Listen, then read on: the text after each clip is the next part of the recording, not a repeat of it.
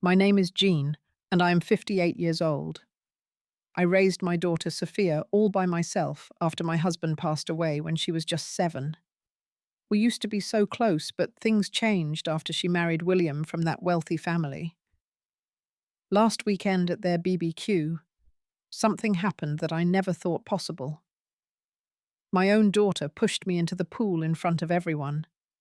If you think that hurt, wait until you hear what happened an hour later. Before I start my story, let me know where you're watching from. Hit that like button and subscribe for more life stories that might just change your perspective. I still remember the day my husband Tom died. Heart attack. No warning. Sophia was just 7 years old, with pigtails and missing front teeth. She clung to me at the funeral, her little body shaking with sobs she didn't fully understand.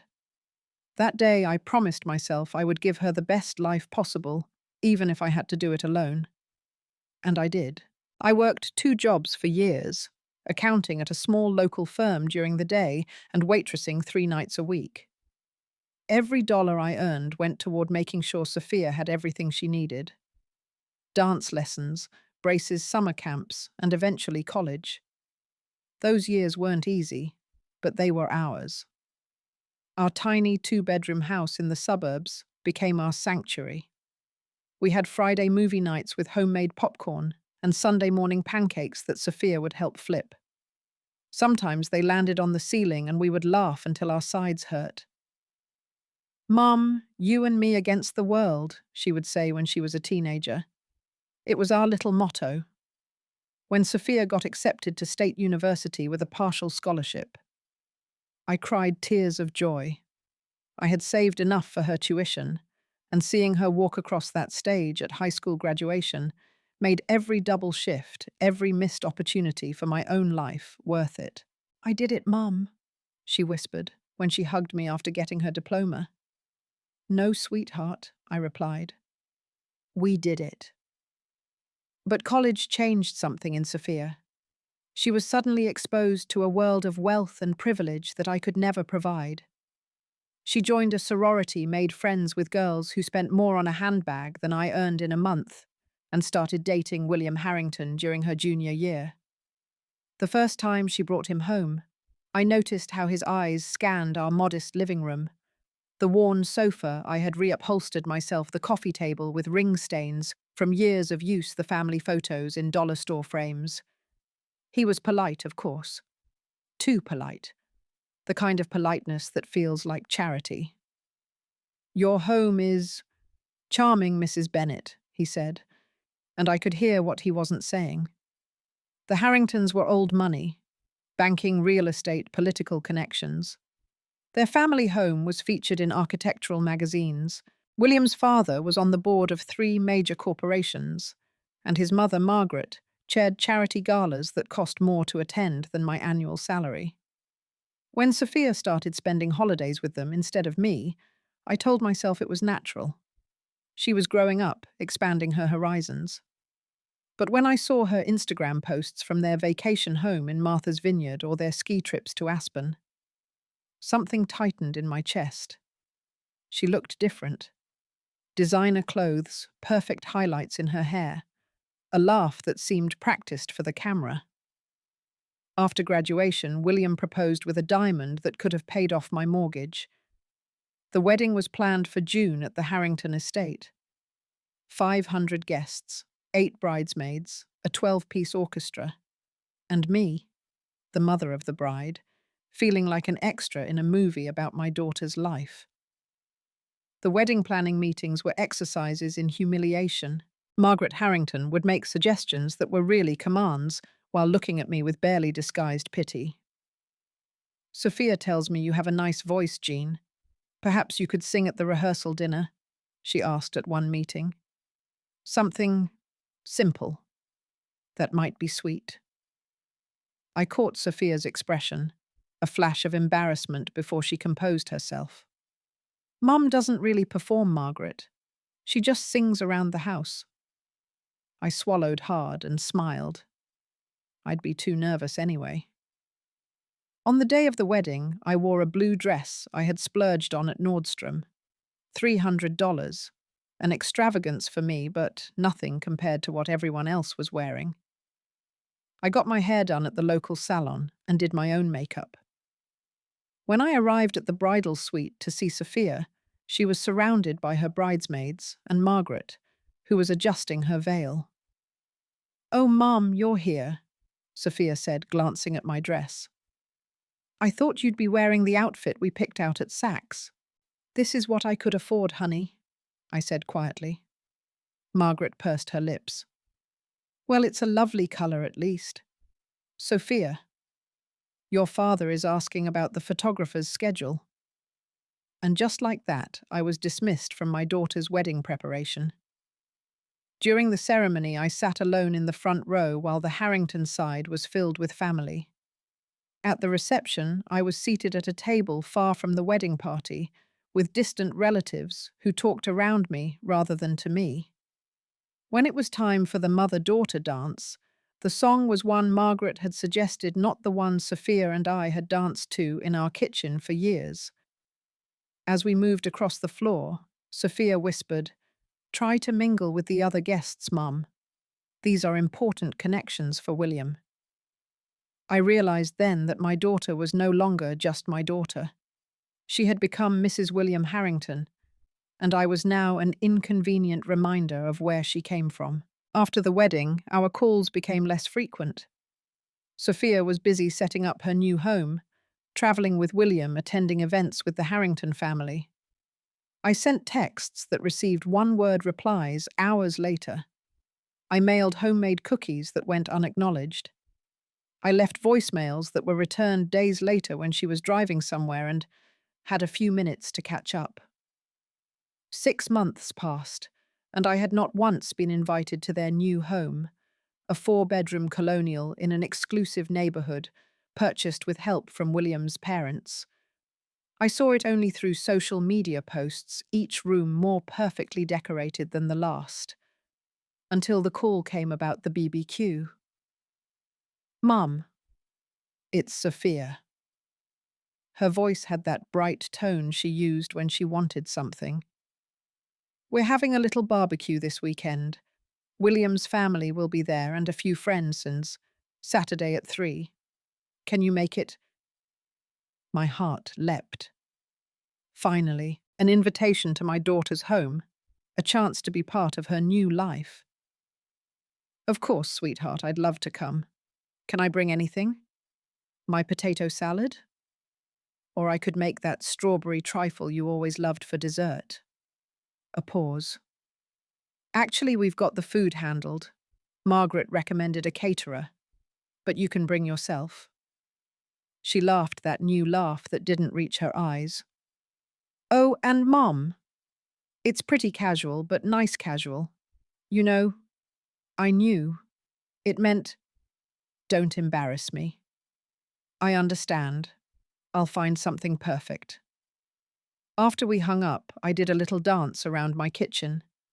This was my chance to show the Harringtons, and Sophia, that I could fit into their world, that I wasn't some embarrassing relic from Sophia's past. I spent the next day shopping. I couldn't afford the boutiques where Margaret Harrington shopped, but I found a lovely sundress at Macy's on sale.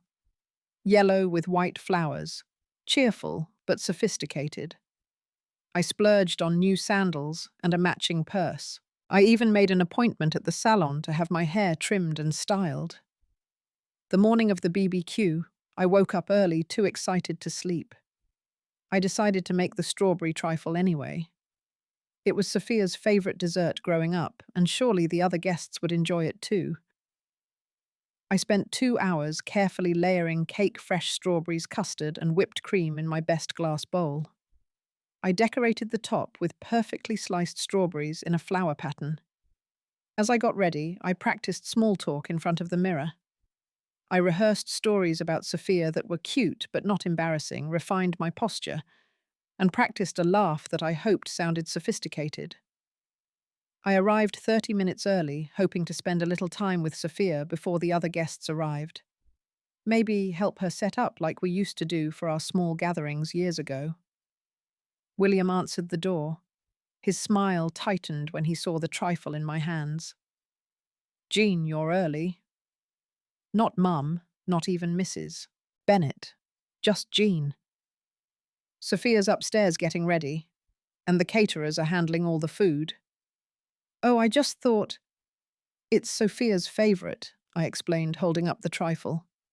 He eyed it as if I'd brought a mud pie.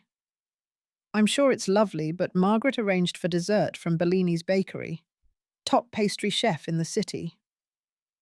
Before I could respond, Margaret appeared behind him, elegant in white linen pants and a silk blouse that probably cost more than my entire outfit. Jean, how punctual of you. She glanced at the dessert. Oh dear, you shouldn't have gone to the trouble. We have a wonderful selection of gourmet desserts coming. William, show Jean to the backyard, while I find somewhere to put that. She took the trifle from my hands with 2 fingers, as if it might contaminate her. I followed William through their immaculate home. Everything was straight out of a design magazine. Neutral colours, expensive furniture, not a personal photo in sight. The backyard was even more impressive.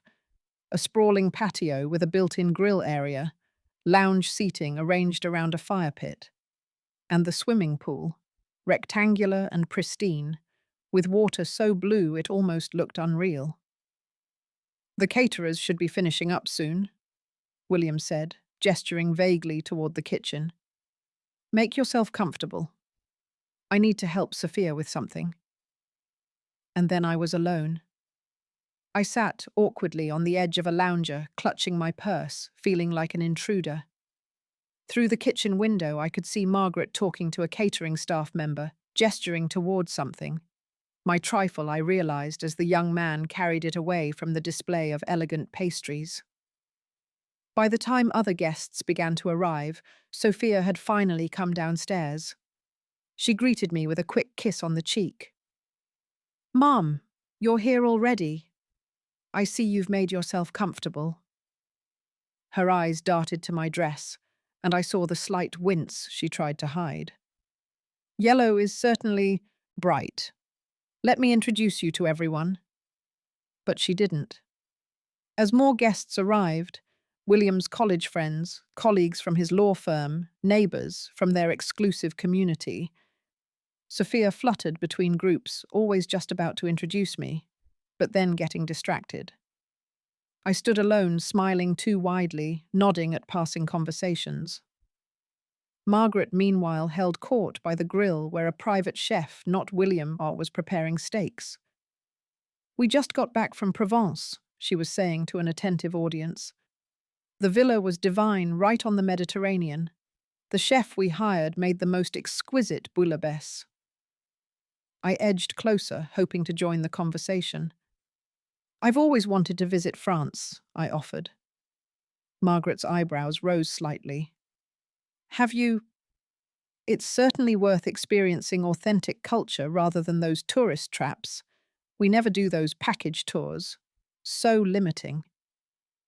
I hadn't been anywhere outside the continental US, and she knew it. My one vacation with Sophia had been a week at a budget beach resort in Florida years ago. I'm sure Jean would enjoy Epcot Centre's France Pavilion, someone said, and several people chuckled. I felt my face flush as I backed away, bumping into a waiter carrying a tray of champagne flutes.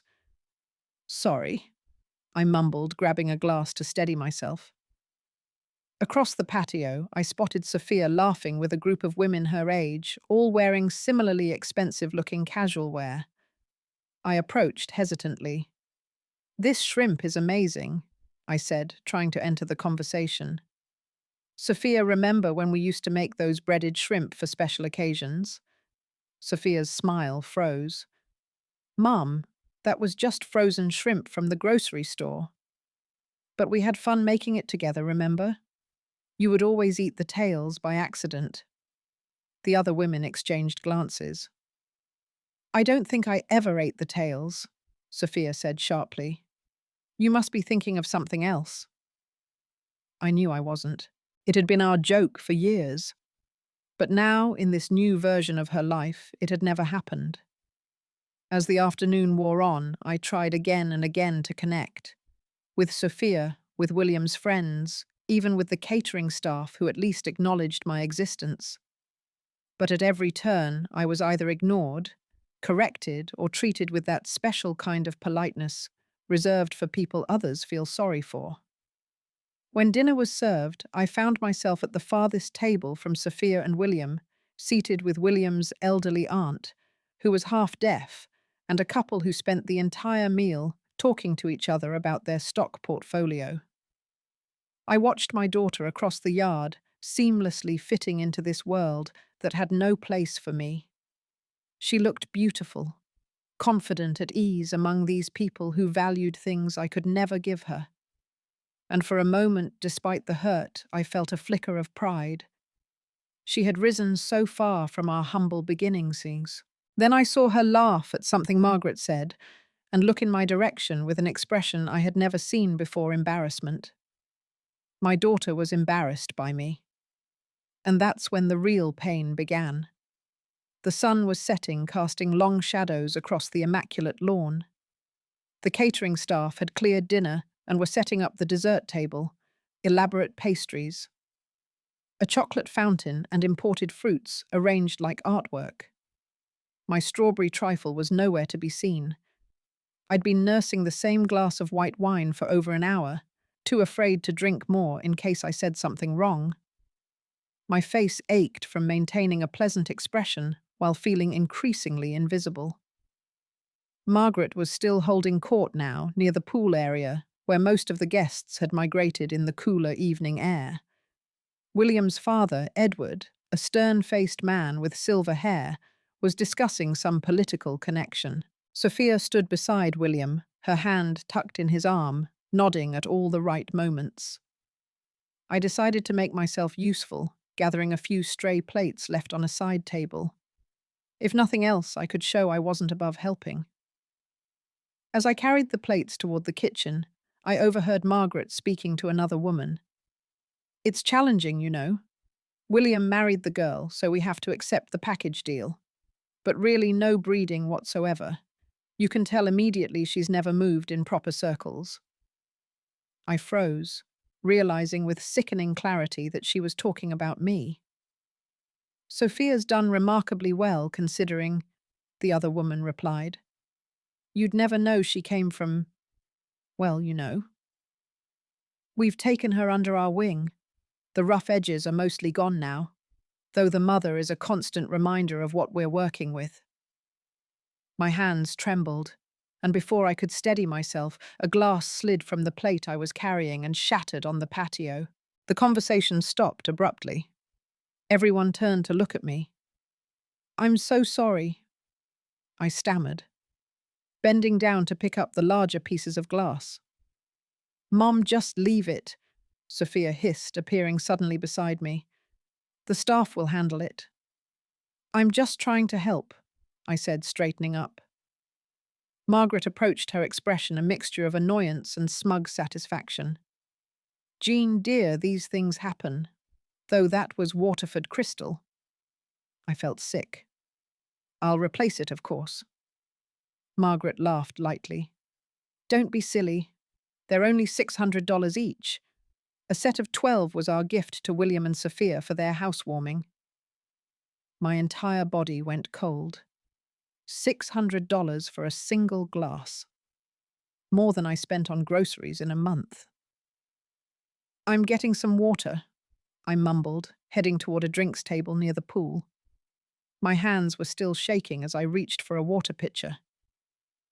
"Mrs. Bennett seems a bit overwhelmed," I heard someone say, not bothering to lower their voice. "Can you blame her?" another replied. "This isn't exactly Golden Corral." I spun around too quickly, the pitcher still in my hand, and collided with Margaret, who had been approaching from behind. Water splashed across her pristine white linen pants, leaving a large, dark stain. Margaret gasped dramatically. "My God, these are brand new Valentino." "I'm so sorry," I said immediately. "It was an accident. Let me help you. I grabbed a napkin from the table and moved toward her, but she stepped back as if I were contagious. Haven't you done enough? She snapped, all pretense of politeness gone. Sophia rushed over, her face flushed with anger. Not at Margaret, but at me. Mum, what are you doing? It was an accident, Sophia. I was just trying to get some water. You're ruining everything, she hissed low enough that only I could hear. Like always, the words hit me like a physical blow. What do you mean, like always? Sophia's voice rose. Ever since you got here, you've been telling embarrassing stories, bringing that homemade dessert when you knew we had caterers, and now this. Can't you just try to fit in for once?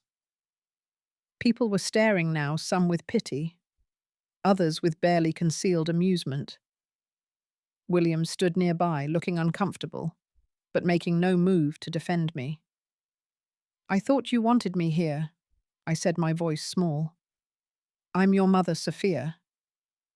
And I'm trying to build a life here, she shot back. Do you know how hard I've worked to be accepted by these people, to leave behind where I came from? And then you show up in that discount store dress, talking about frozen shrimp and acting like you belong. Each word was a knife.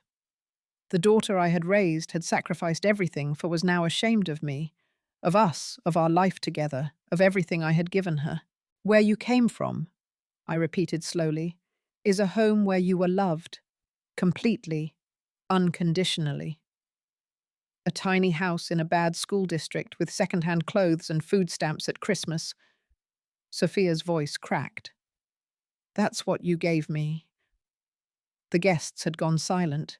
Even Margaret seemed shocked at Sophia's outburst. I gave you everything I had, I whispered. Well, it wasn't enough. Sophia was nearly shouting now, years of bottled resentment pouring out. It was never enough. Do you know what it was like being the scholarship kid, having friends over to our pathetic house, watching other girls go shopping with their mums at stores we couldn't even walk into? Tears filled my eyes. I did my best. Your best is embarrassing me right now. You're making a scene as usual. You're always so emotional, so needy. Why can't you just be normal for once?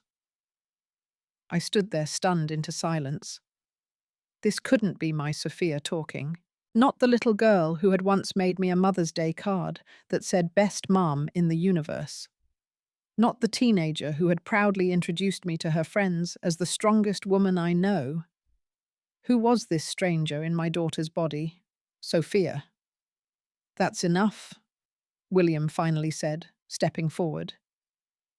Not to defend me, I realized, but to stop the scene his wife was creating. Sophia ignored him, her face contorted with a lifetime of hidden shame and resentment.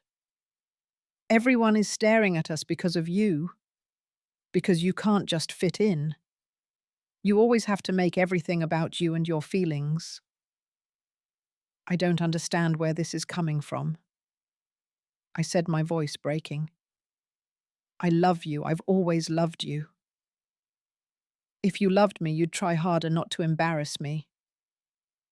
I reached for her hand, needing some connection, some reminder of the bond we had shared for 29 years. Sweetheart, please, let's just talk about this privately. Don't touch me. Sophia jerked away, and in a motion I will never forget, placed both hands on my shoulders and pushed me hard. I stumbled backward, arms flailing, and then the shocking cold of water enveloped me as I fell into the pool. The last thing I heard before going under was Sophia's voice, sharp and cruel. Cool off! When I surfaced, sputtering and disoriented laughter rippled through the crowd. My yellow sundress floated around me, my carefully styled hair now plastered to my face. Even William was smirking his arm around Sophia, who looked triumphant. Mum's taking a swim, she announced, and the laughter grew louder. I had never felt so humiliated, so utterly betrayed in my life. This wasn't just embarrassment. This was public rejection by the person I loved most in the world. I swam to the edge of the pool, but no one offered a hand to help me out.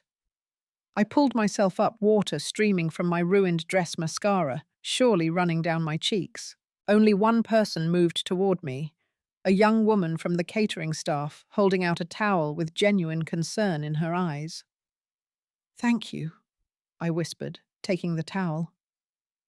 As I stood there dripping, the party seemed to resume around me, as if I were a momentary entertainment now concluded.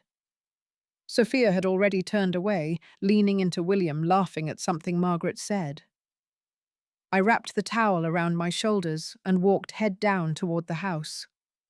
No one stopped me. No one asked if I was okay. I had become invisible again, or perhaps I had always been. Once inside, I found the guest bathroom and locked the door behind me. And there, looking at my reflection, a middle-aged woman with smeared makeup and wet hair shivering in a soaked yellow dress. I finally allowed myself to cry, but only for a moment, because something else was rising inside me. Something stronger than hurt, more powerful than humiliation. It was clarity. I stood in the bathroom water pooling at my feet and stared at my reflection. In that moment, I didn't just see a humiliated woman. I saw every sacrifice I'd made for Sophia flashing before my eyes. The night I'd stayed up until 3 in the morning sewing her Halloween costume because we couldn't afford the store-bought one she wanted. The Christmas I'd worked triple shifts to buy her the bicycle all her friends had. The vacations I never took, the dates I never went on, the education I put on hold, all so she could have opportunities. I remembered holding her hair back when she had the stomach flu at 12, sitting beside her bed for 3 nights straight when she had pneumonia at 16, driving 2 hours each way every weekend during her freshman year of college because she was homesick. And this was my reward. To be pushed into a pool by my own child for the amusement of people who looked down on me. A knock on the bathroom door interrupted my thoughts. Mrs. Bennett. It was the young woman from the catering staff who had given me the towel. "Are you okay? I brought you some dry clothes. They're the staff uniform, but they're clean." I opened the door slightly. Her name tag said Alicia. She couldn't have been much older than Sophia, but her eyes held genuine concern. "Thank you, Alicia. That's very kind of you." "What happened out there wasn't right," she said quietly, handing me a stack of black pants and a white button-up shirt. "My mum and I don't always get along either, but that was cruel." I felt tears threatening again, but pushed them back. Yes, it was. After she left, I peeled off my wet dress and changed into the borrowed clothes. They were a little big, but clean and dry. I washed my face, removing all traces of smeared makeup, and used my fingers to comb through my wet hair. The woman who looked back at me from the mirror now was different, stripped of pretenses of the need to impress. Just Jean Bennett, a woman who had given her all to a daughter who had rejected her not just today, but systematically over months. And in that moment, I made a decision. I would not slink away in shame. I would not accept being treated this way, not by Sophia, not by the Harringtons, not by anyone. I had spent my entire adult life putting Sophia first. It was time to stand up for myself. I remembered what my own mother used to tell me. "Your dignity is not negotiable, Jean. Not for love, not for money, not for anything." I had forgotten that somewhere along the way, but not anymore. I took a deep breath and formulated a plan. Not one born of anger or revenge, but of self-respect and truth. I wouldn't scream or make accusations. I would simply speak my truth calmly and clearly. One last gift to my daughter, the example of a woman who knew her own worth. I dried my hair as best I could with a hand towel, straightened the borrowed shirt, and squared my shoulders. Whatever happened next, I would face it with dignity. As I stepped out of the bathroom, Alicia was waiting in the hallway. "The party's moved entirely to the backyard," she said. "Most people are by the pool or at the fire pit now. They've started serving dessert." "Thank you, Alicia. Not just for the clothes, but for your kindness." She nodded. "My mum and I fight sometimes, but she worked 3 jobs to put me through culinary school. I never forget that." Her words strengthened my resolve. I walked through the empty house, noting again how impersonal it was. No family photos, no handmade gifts, nothing that told the story of Sophia's life before William. It was as if she had been born the day she met him.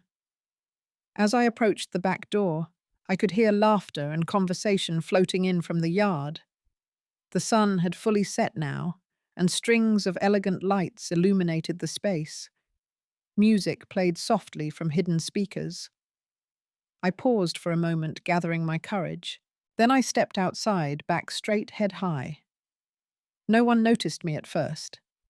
They were gathered around the dessert table, champagne flowing freely. Sophia was in the center of a group, animatedly telling a story, gesturing with her hands. William beside her, his arm possessively around her waist. "And then she just went splash," I heard my daughter say, and realized with a fresh stab of pain that she was recounting my humiliation to entertain her guests. I walked straight toward the center of the patio, not rushing, not hesitating, just steady steps. "Excuse me," I said, my voice clearer and stronger than I expected. "I'd like to say something." The conversation gradually died away as people realized who was speaking.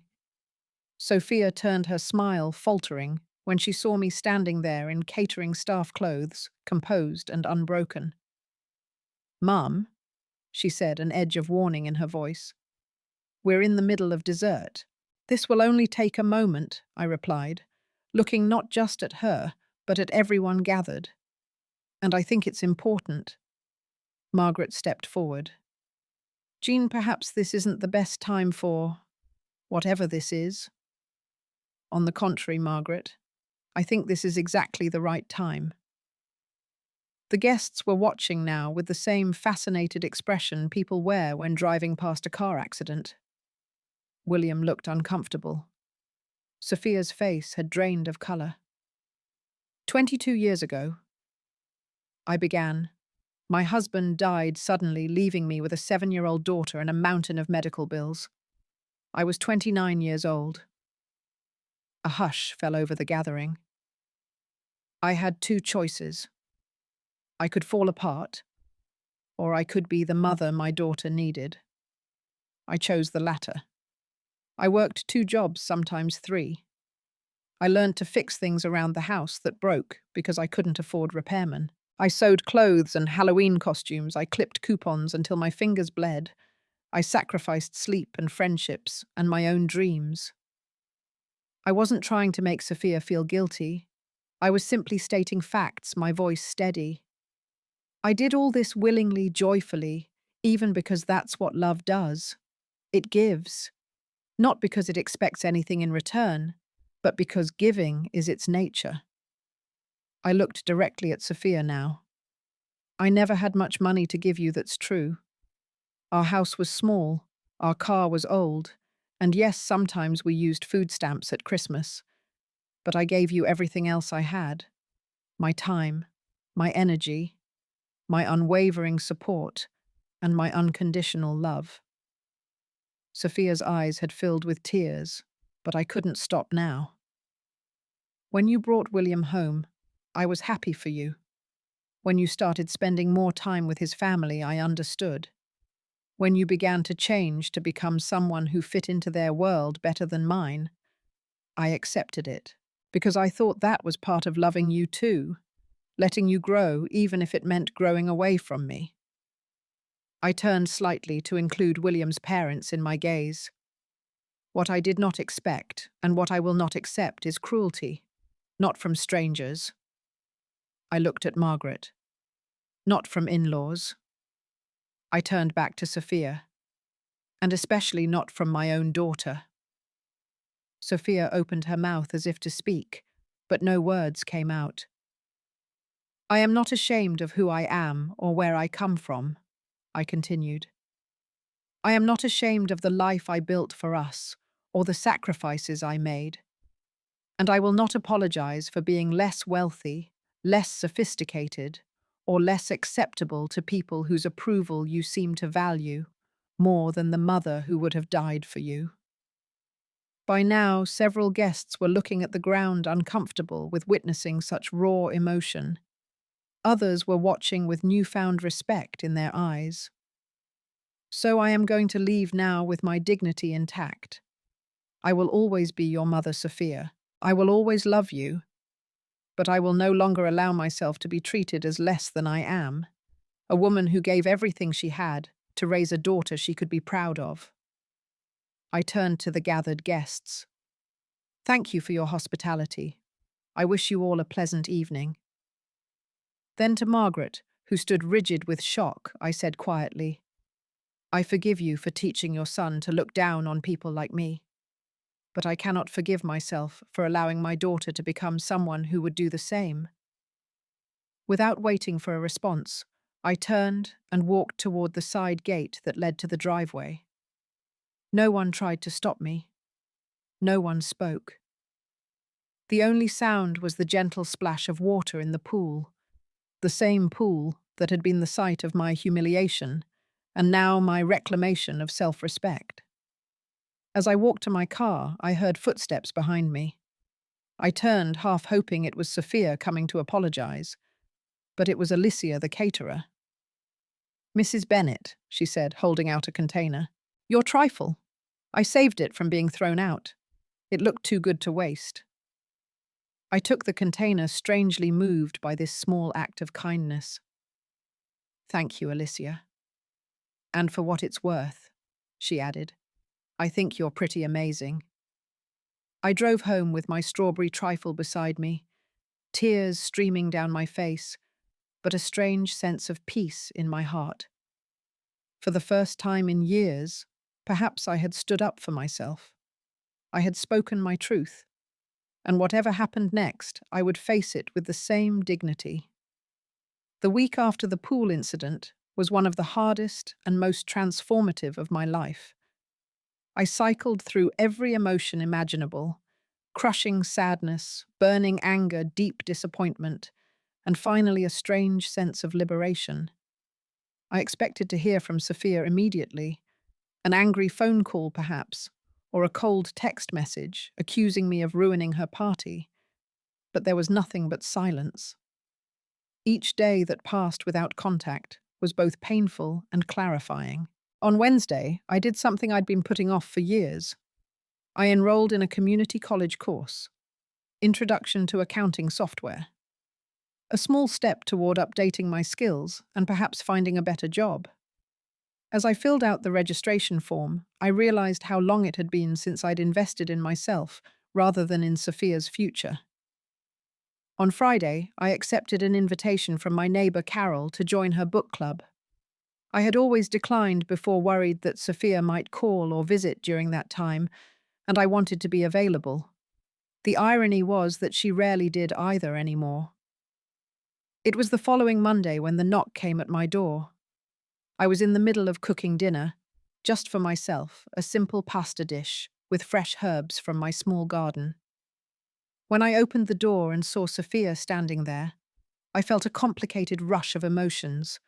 Love, hurt, hope, wariness. She looked different somehow. Smaller, less polished than she had at the BBQ. Her hair was in a simple ponytail, and she wore jeans and a plain sweater instead of designer clothes. Mum, she said, her voice tight with unshed tears. I didn't rush to embrace her as I might have once done. Instead, I simply opened the door wider. Would you like to come in? She nodded and stepped inside, looking around the familiar living room as if seeing it for the first time. Perhaps she was. After months of mansions and luxury, my modest home must have seemed even smaller, even more humble than she remembered. I've been trying to work up the courage to come here all week, she said finally, sitting on the edge of the sofa. To face you after what I did. I sat in the armchair across from her, giving us both space. I'm listening. I'm so sorry, Mum. The words came out in a rush, followed by tears. I don't know who that person was at the party. I don't recognize her. I don't recognize myself anymore. I remained quiet, letting her speak. After you left, everyone was so quiet. William's father actually left early without saying goodbye. Margaret tried to smooth things over, make some joke about family drama, but nobody was laughing anymore. Sophia wiped her eyes. And then Alicia, the caterer, quit on the spot. She said she couldn't work for people who would treat someone's mother that way. That surprised me. Small acts of courage often have ripple effects we never see. William and I had the worst fight of our marriage that night. He said I'd embarrassed his family not by pushing you, but by showing everyone what kind of person I'd become. Sophia looked down at her hands. He was right. And what kind of person is that? I asked quietly. Someone who cares more about appearances than reality. Someone so desperate to belong that she'd hurt the one person who always put her first. Fresh tears spilled down her cheeks. I've been awful to you for months, years maybe. Yes, I agreed simply. You have. She looked up, perhaps expecting me to soften the blow, to say it was okay, but it wasn't okay. And pretending it was would only continue the dysfunctional pattern we'd fallen into. I spent the week thinking about everything you said at the party, about the sacrifices you made, and I realized something terrible. I've never made a real sacrifice in my life. Not once. Sophia's voice broke. Everything I have, everything I am, came from the sacrifices of others, mostly yours. I felt my own eyes filling with tears, but I held them back. Recognition is the first step toward change. I don't know if you can ever forgive me, she continued. I wouldn't blame you if you didn't, but I want you to know that I'm ashamed of how I've treated you. Not just at the party, but for a long time now. I got so caught up in trying to be what the Harringtons wanted that I forgot who I really was, your daughter. She reached into her purse and pulled out a small, worn envelope. I found this when I was going through some boxes in our attic, from when I moved out of the dorm. She handed it to me. It was a Mother's Day card, handmade from construction paper, written in a child's careful printing. Inside it read, "To the best mum in the universe. Thank you for working so hard to give me everything. I love you more than all the stars. Love, Sophia." I wrote this when I was 9, she said, after you worked double shifts for a month to buy me that telescope I wanted, the one all the other kids in science club had. I remembered. It had cost $300, an astronomical sum for us at the time. But Sophia had been so passionate about astronomy that year. You set it up for me in the backyard, she continued, and even though you were exhausted from working 16 hours, you stayed up half the night while I looked at the stars. You learned all the constellations just to share my interest. The memory was bittersweet now. You were so excited about each new discovery. I've forgotten what matters, Mum. I've forgotten who I am. I finally allowed myself to feel the full weight of her apology, to believe in her sincerity. And who are you, Sophia? I'm the daughter of Jean Bennett, a woman who taught me strength, sacrifice, and unconditional love. And then I threw it all away for people who will never love me the way you do. She looked at me with red-rimmed eyes. Can we start over? Can I try to be worthy of being your daughter again? I moved to sit beside her on the sofa. You never stopped being my daughter, Sophia, even when it hurt, even when you pushed me away, literally and figuratively. I never stopped loving you. I don't deserve your forgiveness. Probably not. I agreed, which made her laugh through her tears. But forgiveness isn't about deserving. It's about choosing to move forward. Just like love isn't about deserving either. It's about giving freely without expectation. I took her hand in mine. But there is something I need from you now. Anything, she said immediately. Respect. Not just the appearance of it when it's convenient, but real respect. For who I am, where I come from, the life I've built, and the boundaries I set.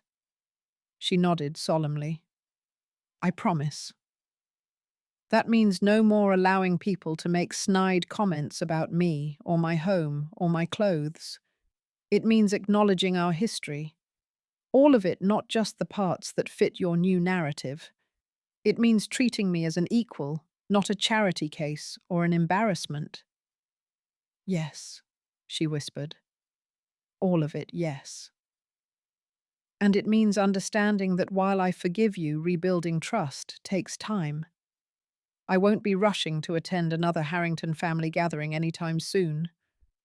I understand. She squeezed my hand.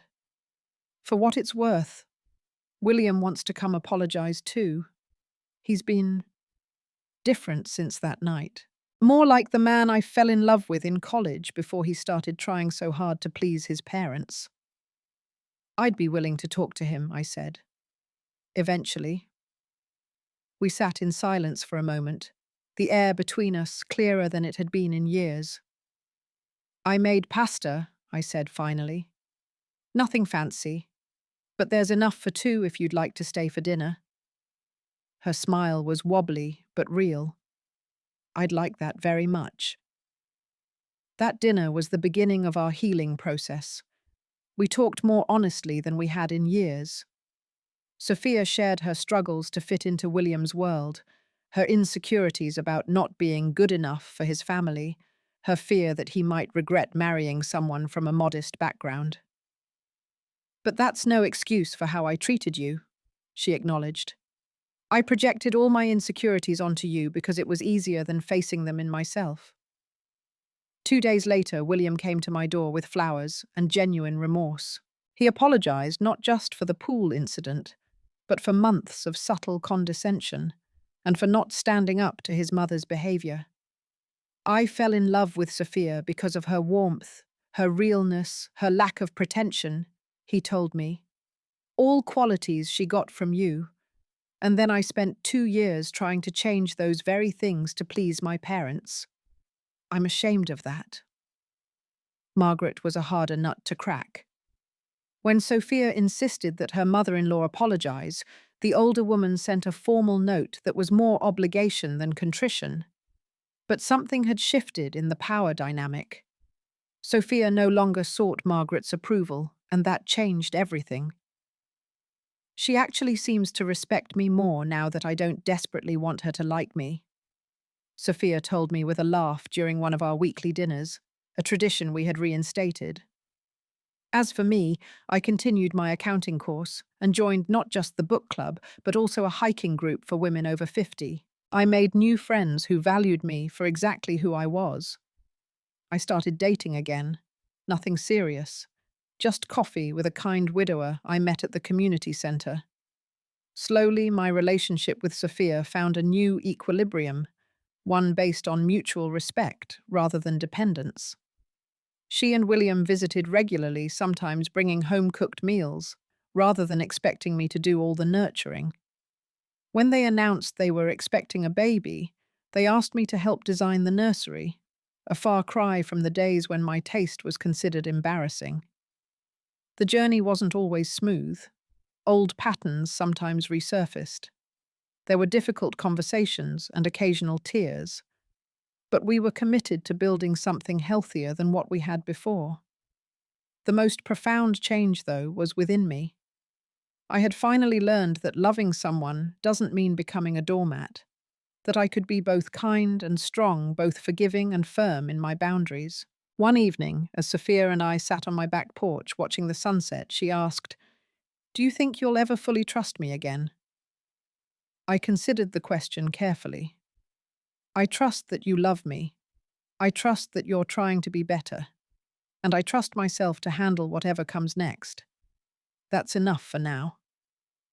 She nodded, understanding the honesty in my answer. You know what I learned from all this? I said, watching the sky turn from gold to pink. Love doesn't mean you have to become a doormat for people to wipe their feet on. True love demands respect from both sides, and sometimes the most loving thing you can do is stand up for yourself. I'm glad you did, Sophia said softly. You taught me something I never would have learned otherwise. As we sat there, I thought about all the women who might be going through something similar, mothers whose children have drifted away, people who have been made to feel less than because of their background or income or education. I hope they know what took me too long to learn. You are worthy of respect. Your sacrifices matter. Your love matters. And you don't have to accept cruelty from anyone, even those you love most. Have you ever realized that sometimes the people we love the most can hurt us the deepest? Have you ever had to stand up for yourself against someone you deeply care about? Share your experiences in the comments below. And if this story resonated with you, please like, subscribe, and share it with someone who might need to hear it today. Remember, you are worthy of respect and love, always. Thank you for listening to my story, and may you find the courage to speak your truth when it matters most.